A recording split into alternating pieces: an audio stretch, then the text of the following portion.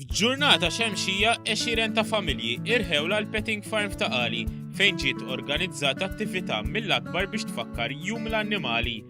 Dawk preżenti setgħu jaraw u jmissu bidejhom numru ta' annimali mansi.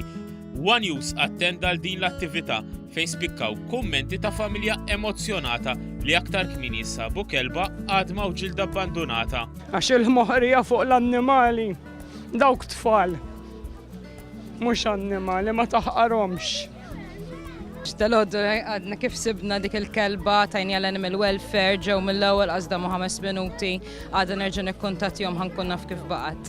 L-għanewlini maħsub wara dan il-jum u li jitkabbar l-arfin dwar l-annimali kif ukoll il-benefiċċji marbutin ma' relazzjoni tagħhom mal-bniedem. Dan spjegaħ id-direttur tal-Animal Welfare, Noel Montebello. Il-ġurnata hija ġurnata importanti, hija ġurnata fejn qed nagħmlu awareness fuq l-annimali.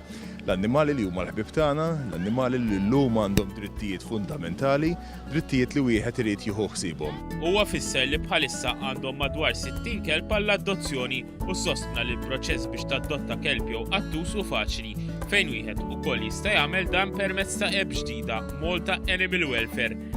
Tkellimna wkoll ma' Felix Farrugia, il-President tal-Malta Rabbit Club, li kellimna dwar sezzjoni importanti f'dan il-post. Però is-sezzjoni li qegħdin fiha ftaħniha sentejn ilu, din semmejnija il-petting section area għat-tfal dak li jkunu b'kundizzjoni u anka ġenituri fimt li jkunu jixtiequ jġibu tfal tagħhom hawn biex joqogħdu jippetjaw il-fnik ta'